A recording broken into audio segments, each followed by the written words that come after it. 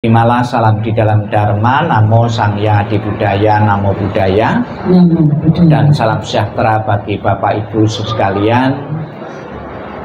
Sebelum tutup peti kemarin, pasti keluarga datang ke tempat penjualan peti jenazah. Di tempat penjualan peti jenazah, kita bisa belajar tentang kematian. Kita lihat di tempat penjualan peti jenazah, ada beberapa ukuran-ukuran peti mati. Ada ukuran kecil, ukuran sedang, ukuran besar.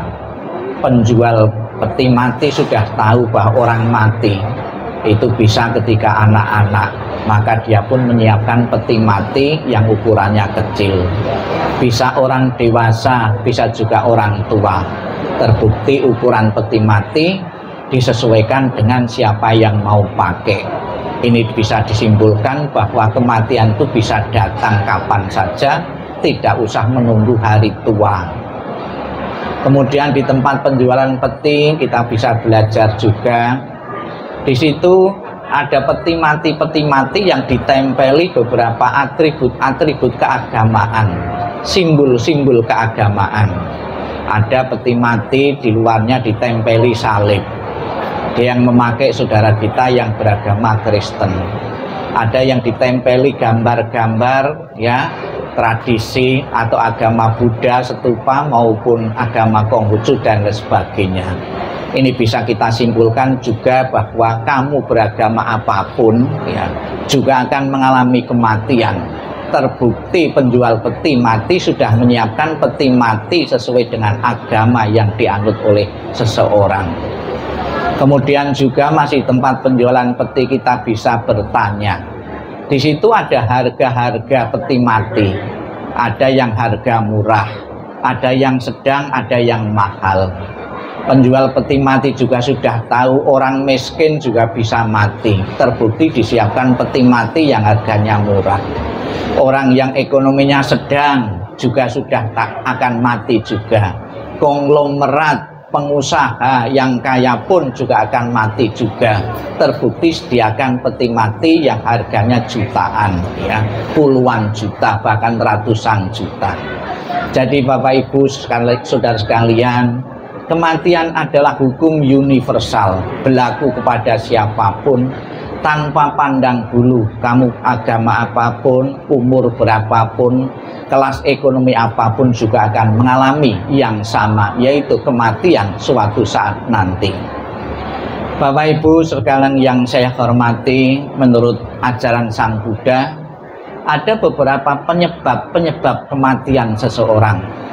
Bisa dikelompokkan menjadi 4 ya, agar Sang Buddha, penjelasan Sang Buddha itu mudah diterima oleh khalayak ramai ya, publik.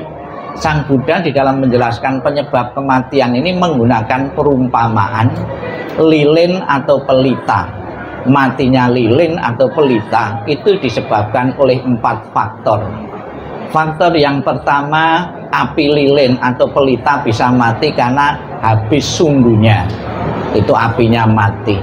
Habis minyaknya, itu apinya juga bisa mati. Berbarengan minyak dan sumbu bersama-sama habis, itu juga apinya mati. Kemudian yang keempat, tertiup oleh angin, itu apinya juga bisa mati. Sang Buddha ingin menjelaskan bahwa ada beberapa orang di dunia itu yang mati karena batas usia rata-ratanya sudah habis. Diobati, dimasukkan keluar rumah sakit, mau ketemu dokter, nggak ketemu dokter ya, kalau batas usia rata-rata manusia sudah habis ya akan mati juga ya, itu nggak bisa ditawar-tawar lagi. Batas usia rata-rata manusia saat ini kurang lebih orang mati itu kebanyakan rata-rata 70 sampai 75 tahun. Jadi kalau Bapak Ibu sekalian punya orang tua sudah usia 90 tahun, itu sudah mendapat bonus yang luar biasa. Kemudian yang kedua, karena energinya habis, itu juga bisa mengalami kematian. Kemudian berbarengan batas usia rata-rata manusia habis, energi tenaga pendorong untuk kelahiran kembali sudah habis, itu juga akan mengalami kematian. Kemudian yang keempat, faktor tertiup oleh angin. Ada beberapa orang mengalami kematian karena satu kecelakaan, ya itu. Bagi agama Buddha, penyebab kematian ya yang terpenting adalah di saat kita bersama-sama bisa fokus. Jadi detik-detik menghadapi kematian ya itu sangat penting sekali. Maka di beberapa umat ya ada di saat-saat menjelang kematian itu diundangkan oleh para rohaniwan agar bisa konsentrasi yang mati itu, bisa fokus pikirannya, tidak bercabang. Sebab detik-detik terakhir, pikiran terakhir, perbuatan yang terakhir itu sangat menentukan sekali kelahiran-kelahiran berikutnya. Maka dibimbing untuk ingat kebaikan-kebaikan yang pernah dilakukan.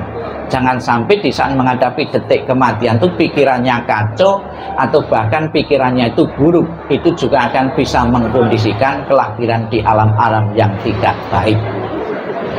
Pada kesempatan saat ini kita bersama-sama mewakili arwah beliau juga fokus memuji, mengagungkan, memuliakan Buddha Amitabha agar Buddha Amitabha segera menjemput arwah beliau dan segera terlahir di alam bahagia.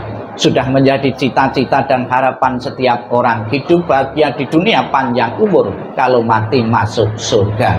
Semoga menjadi harapan keluarga dengan dukungan doa setiap hari ini sampai nanti ke pemakaman atau acara-acara yang lain, benar-benar kondisi arwah beliau tenang, damai dan bahagia sesuai dengan harapan keluarga. Dan juga pihak keluarga yang ditinggalkan bisa merelakan, mengikhlaskan kepergian almarhumah menuju alam yang lain. Ditinggal kematian seorang mama, ditinggal kematian seorang ibu, juga pernah terjadi dalam keluarga-keluarga yang lain. Memang pada mulanya sekalipun sudah usia lanjut, namun ditinggal kematian untuk selamanya, tidak mudah untuk segera merelakan dan melepaskannya.